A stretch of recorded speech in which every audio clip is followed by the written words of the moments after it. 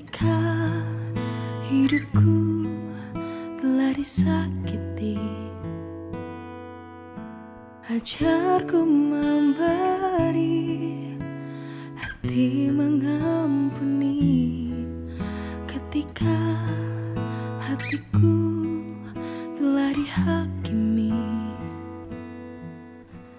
ajarku memberi, hati mengasihi. Ampuni bila kami tak mampu mengampuni yang bersalah kepada kami, seperti hati Bapa mengampuni, mengasihi, tiada pemberi.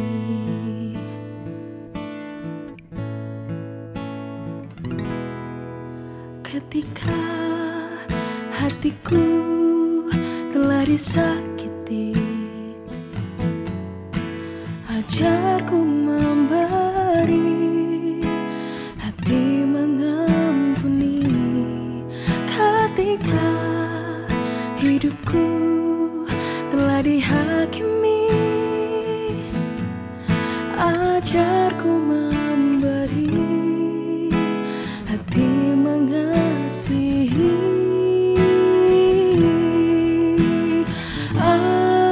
Ampuni bila kami tak mampu mengampuni yang bersalah kepada kami, seperti hati Bapa mengampuni, mengasihi, tiada pemberi.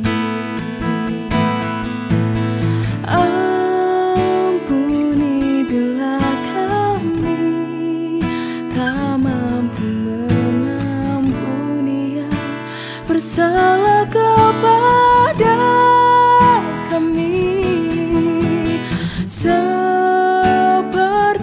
hati Bapa mengampuni, mengasihi, tiada pemberi.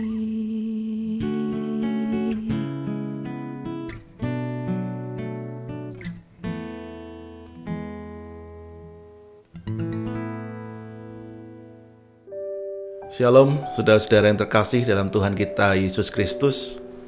Bagaimana kabar saudara hari ini?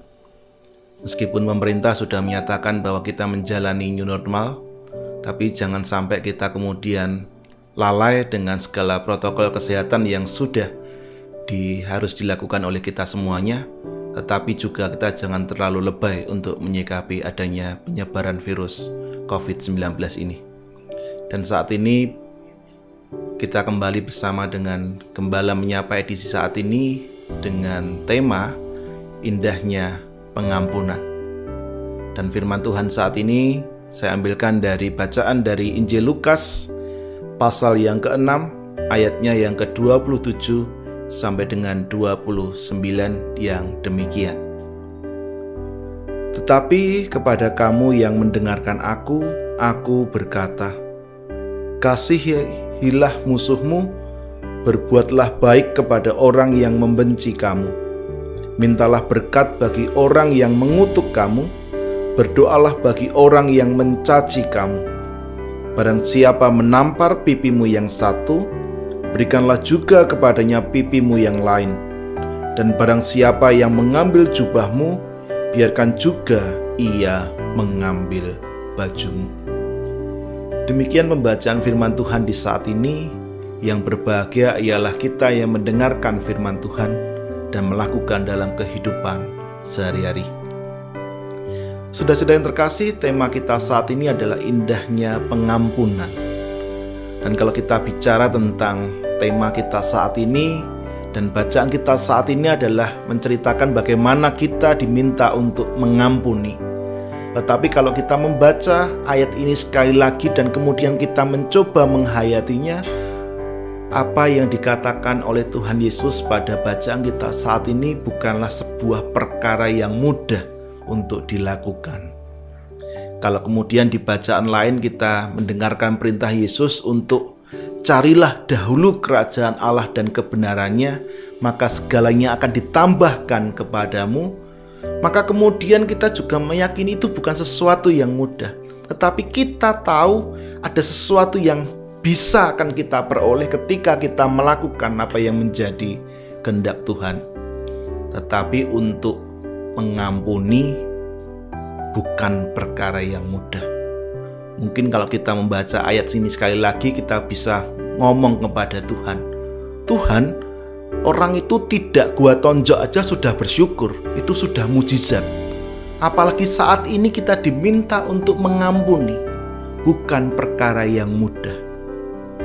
Tetapi saudara-saudara yang terkasih, maaf memang sebuah kata yang sederhana, tetapi butuh perjuangan yang luar biasa untuk kita mampu melakukannya. Karena kita seringkali mendengar ada ungkapan bahwa kesalahan bukanlah untuk dilupakan, tetapi untuk dimaafkan dan direlakan. Bagaimana kita mampu mengampuni akan semakin sulit ketika kita berhadapan dengan orang-orang yang melakukan tindakan yang buruk kepada kita itu berulang-ulang kali dalam kehidupan kita. Dan yang melakukan itu adalah orang yang dekat dengan kita. Mungkin pasangan kita, mungkin keluarga kita, atau sahabat kita. Dan kalau dia yang melakukan, perasaan sakit yang kita alami jauh lebih besar ketika kita mendapat perlakuan yang tidak menyenangkan dari orang yang tidak terlalu dekat dengan kita. Dan kalau itu yang terjadi ketika kita sulit untuk mengampuni orang lain, sebenarnya mungkin kita sedang melakukan fokus yang salah. Karena mengampuni sebenarnya bukan hanya berbicara kita kepada orang lain, tetapi juga terlebih bagi diri kita sendiri. Karena manfaatnya itu jauh lebih berdaya untuk hidup kita daripada kepada orang lain. Kenapa? Karena dengan mengampuni sebenarnya kita lebih mencintai diri kita. Kita ingin hidup kita ini jadi lebih baik. Tidak ada satupun yang menjadi ganjalan dalam hidup kita. Tidak ada satupun yang membuat kita kemudian mengalami ketidaknyamanan dalam hidup kita. Karena kita menyadari hidup kita ini sangat terbatas. Dan kalau energi kita kemudian kita habiskan untuk hal-hal yang buruk, maka kita melupakan bahwa hidup kita ini begitu berharga. Ini yang pertama. Yang kedua, yang selanjutnya adalah bahwa hidup kita itu merindukan adanya kedamaian. Dan hidup kita kalau kita fokus hanya kepada hal-hal yang buruk, maka hidup kita kehilangan kedamaian. Ini yang kedua. Dan yang ketiga adalah hidup kita itu butuh bahagia. Bagaimana kita bisa bahagia adalah bagaimana kita itu kemudian bisa melupakan, menghilangkan hal-hal yang buruk dan fokus bagaimana kita merasakan sukacita dalam kehidupan kita. Saudara-saudara yang terkasih, kalau kemudian kita masih sulit untuk memaafkan, ingatlah kembali apa yang sudah dilakukan oleh Allah dalam hidup kita. Bahwa kita seringkali baik sadar ataupun tidak, kita berulang-ulang kali melakukan sesuatu yang membuat hati Allah terluka. Kita berulang kali membuat Allah itu kemudian bersedih atas segala tindakan kita yang seringkali bertentangan dengan kehendak Tuhan. Tetapi pengampunan Allah senantiasa diberikan kepada kita. pengampunan Allah senantiasa diberikan kepada setiap kita yang mau dengan sungguh-sungguh untuk datang memohon maaf, memohon pengampunan kepada Allah. Saudara-saudara yang terkasih dalam Tuhan kita Yesus Kristus, saat ini ada beberapa tips yang bisa kita lakukan ketika kita sedang dalam kondisi yang tidak nyaman dalam relasi kita dengan sesama kita, ketika mereka melakukan hal-hal yang buruk kepada kita. Yang pertama adalah lakukanlah komunikasi. Jangan-jangan ketika orang itu menyakiti hati kita, dia tidak tahu loh kalau dia melakukan sesuatu yang membuat kita terluka. Jangan-jangan ketika dia melakukan itu, dia tidak sadar bahwa apa yang dia lakukan itu menyinggung kita.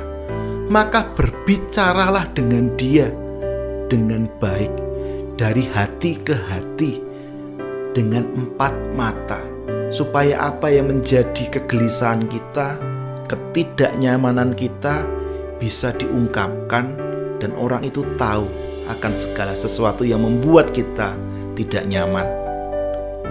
Teori psikologi pun juga mengatakan bahwa ketika orang dalam pergumulan dia mengeluarkan unek-uneknya, itu setidaknya 30% dari permasalahannya itu kemudian sudah terurai atau berkurang. Ini yang pertama. Yang kedua adalah kita perlu melakukan klarifikasi. Apa yang dituduhkan, apa yang dikatakan oleh orang lain, mungkin karena dia melihatnya dengan sudut pandang dia. Dan mari bicarakan kenapa alasan kita melakukan itu. Jangan-jangan juga dia tidak tahu kenapa kita melakukan itu, sehingga kemudian dia dengan mudah memberikan sebuah penghakiman terhadap apa yang kita lakukan selama ini, dan itu kemudian menimbulkan ketidaknyamanan, bahkan sakit hati bagi kita. Yang selanjutnya, yang ketiga adalah kita mencoba memahami akan orang tersebut. Mungkin ketika dia melakukannya memang dia tidak tahu, atau memang dia terbatas untuk memahami kita, atau mungkin memang karakternya adalah seperti itu. Yang mohon maaf adalah lambe turah, yang selalu gampang nyinyir saja.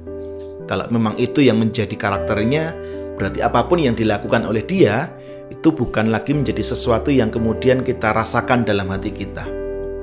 Percuma kita itu gondok, percuma kita itu loro ati, padahal sing lakoni, sing ngomong itu tidak merasa. Kalau memang sudah karakternya seperti itu, ya sudah, berarti kita tidak akan kembali merasakan baperan terhadap apa yang dia lakukan bagi kita. Yang terakhir adalah ketika kita sudah mencoba yang terbaik, maka jangan lupa Allah akan juga menolong kita. Do your best and let God do the rest. Ini yang menjadi penghiburan bagi kita. Ketika kita sudah merasa mentok dengan segala upaya yang kita lakukan, tetapi luka batin, perasaan tidak nyaman ini tetap timbul dalam hati kita, maka datanglah kepada Allah. Mohon supaya Allah itu berkenan membalut luka hati kita, menyembuhkan kita, dan memampukan kita untuk move on dari kehidupan kita yang penuh dengan sesuatu yang tidak menyenangkan ini. Saudara-saudara yang terkasih, saya tidak mengecilkan tentang sekarang yang mungkin dialami oleh saudara-saudara.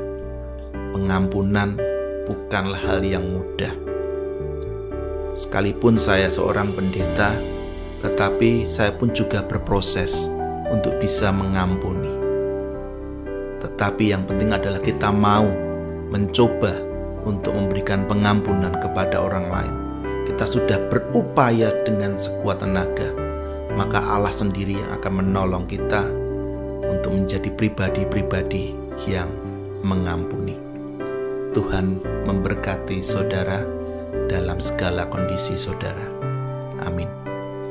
Mari kita berdoa. Ya Tuhan, saat ini kami membuka hati kami kepada Engkau. Ketika saat ini kami merasakan luka batin, kami merasakan banyak ketidaknyamanan yang timbul karena perlakuan orang lain terhadap diri kami, yang membuat kami tidak nyaman menjalani kehidupan kami. Tuhan, saat ini kami membuka diri kami kepadamu. Tuhan, tolong kami supaya kami mampu untuk mengampuni mereka. Mampukan kami juga untuk introspeksi, bahwa diri kami juga menjadi pribadi-pribadi yang sering kali membuat Allah terluka, sering kali membuat Allah bersedih atas segala tindakan kami yang membuat Engkau terluka. Tuhan, Engkau senantiasa mencurahkan berkat-Mu, pengampunan-Mu kepada kami, dan mampukan kami untuk saat ini belajar mengampuni. Tolong kami ya Tuhan untuk kami mengampuni kesalahan orang lain. Tuhan, tolong kami untuk mengampuni, dan kami yakin Tuhan menolong kami untuk kami mampu mengampuni. Amin. Saudara-saudara yang terkasih, demikianlah Gembala Menyapa edisi saat ini. Kita akan kembali dalam episode berikutnya. Oleh karena itu, jangan lupa mendukung program ini melalui subscribe, share video ini supaya juga menjadi berkat bagi lebih banyak orang. Dan Tuhan memberkati saudara sekalian. Amin.